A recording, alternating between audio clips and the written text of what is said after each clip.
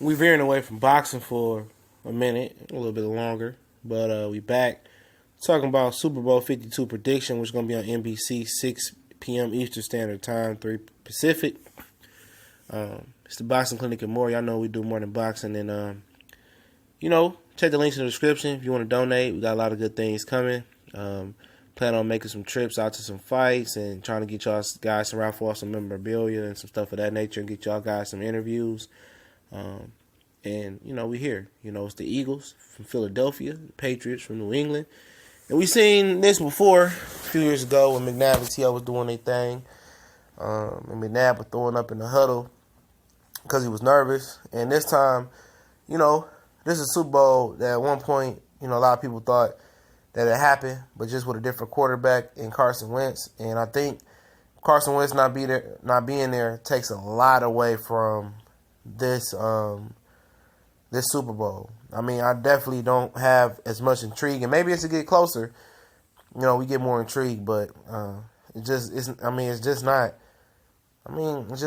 not a hot topic. I mean, we all know who know football that Nick Foles ain't shit, and for some reason, I still believe that Minnesota game was mad fishy. I never seen a top 5 defense play like that, even in the cold weather. But Philly won't have a home field advantage. And it'll be in Minnesota. Philly is closer to Minnesota, but Minnesota got one of the ugliest outside stadiums I've seen from looking outside, but it's beautiful on the inside from what I hear. And I definitely think they deserve a Super Bowl. They're in a cold climate area and they got a dome.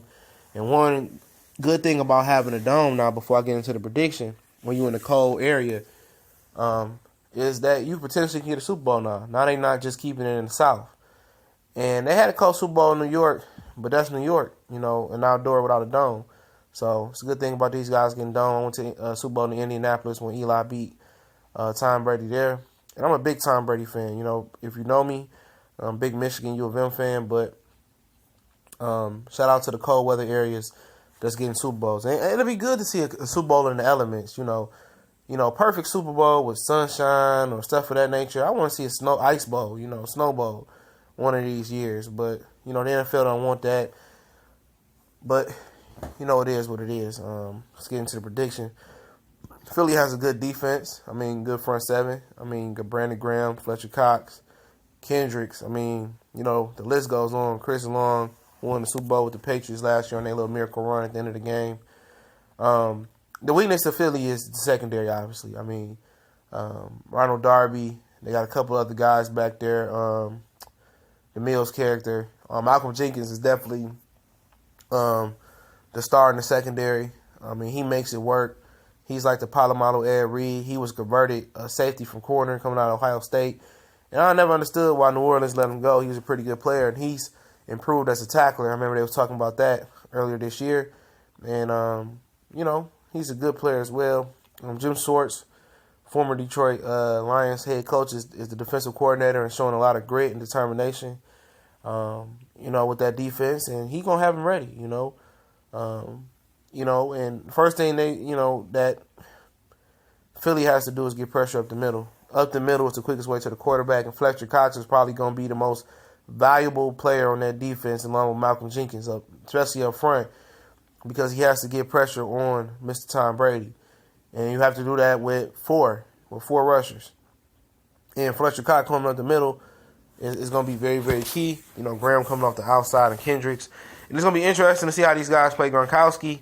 I don't think they have one guy out there that can cover Gronkowski one-on-one like a Jalen Ramsey or whoever else it may be, or Ryan Shazier for the Pittsburgh Steelers. So it'll be interesting to see how they cover Gronkowski. I think they'll bracket him, double team him, and make the guys on the outside beat him for New England. And we know what New England bring on offense. Spread you out.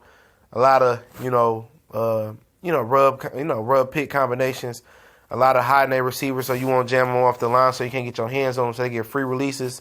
Not as much motion as they used to do, but they got a big threat down the field with Cooks, and I think Philly has to stop the run, and they have to maybe play a little bit cover two to play those flats and stop those swing routes by the running backs.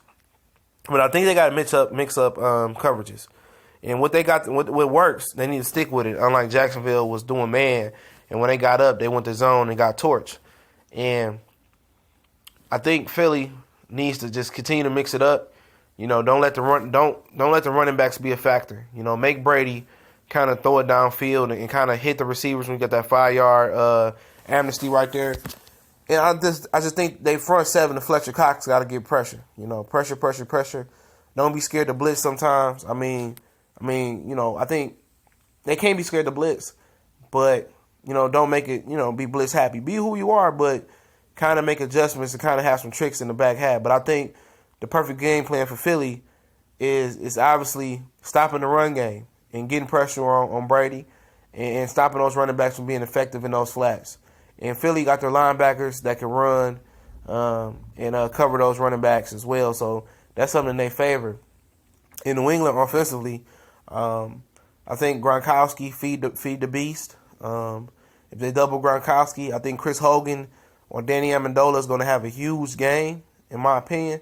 And Brandon Cooks down the field. I don't think anybody has the long speed on Philly or be able to jam Brandon Cooks off the line, especially if they line him up the right way. I think Brandon Cooks is going to be a big factor taking the top off. I think Chris Hogan and Danny Amendola working, Chris Hogan being another guy that can go down the field. He ain't been healthy, but I think with the 2 weeks off, I think he might be a dark horse to be a big impact player and potential Super Bowl MVP. They're going to try to take away Gronk, so it's going to be up to Hogan, Amendola, and Brandon Cooks to win.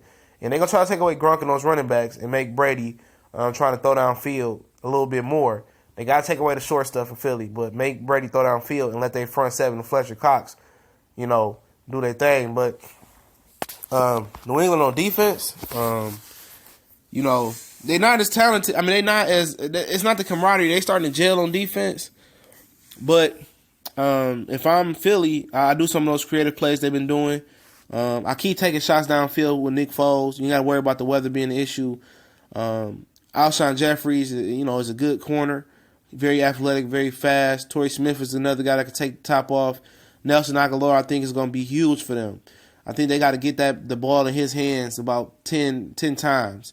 Maybe rushing out the backfield, maybe line him up in the backfield, taking advantage of him on the Patriots' third cornerback. I think Zach Ertz is another guy with Nelson Aguilar that needs to work the seams or work the middle of the field. I think Aguilar and Ertz had the most targets coming out this game. And I think what's another thing, I think Philly needs to pull a playbook or a page out of New England's playbook is get Smallwood and get Jay Ajayi in space and exploit the lack of speed from New England linebackers and try to do long handoff, short passes, maybe a Texas route in the middle of the field. I think they really need to get their running backs involved in the passing game and throw them for a loop, New England defense, and expose that lack of speed in the linebacker core, and make New England come out that zone and make them try to man up a little bit more. And I think Torrey Smith need to get his shots downfield with Alshon Jeffries as well. And kind of do some misdirection things. I think they need to definitely come with a different tiers of plan for different stages of the game. But I think it's very important for them to get the ball into Smallwood and Jay Ajayi hands in the passing game and to work Ertz down the middle of the field and to work Aguilar in the slot, maybe on sweep plays or maybe on little in or out routes, maybe on drag routes and get the ball in his hands and let him make plays after the catch. I think that's one of their better matchups is Ertz.